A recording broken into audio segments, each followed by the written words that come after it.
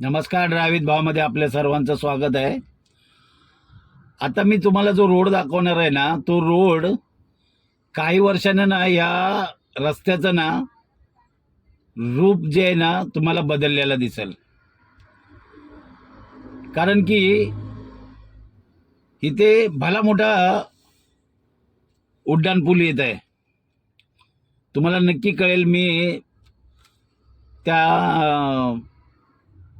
Corporate पार्कचं नाव वाचल्यानंतर ना नक्की तुम्हाला कळेल की मी नक्की कुठे उभा आहे. तुम्हाला दाखवतो.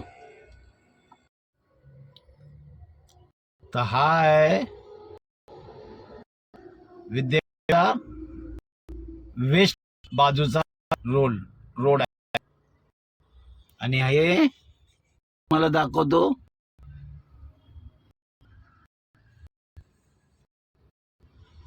बघा, तुम्हाला बोर्ड दिसलं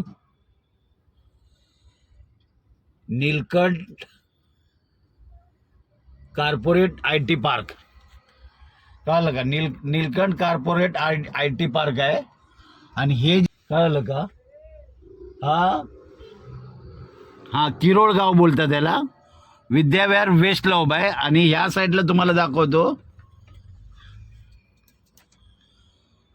साईड ग्लास मध्ये बघा तुम्हाला दिसतं हा पाठचा जो आहे ना, तो तुम्हाला फ्लायओव्हर तुम्हाला जो दिसतोय स्काय वॉक, बघा हा विद्याविहार स्टेशनला जातो.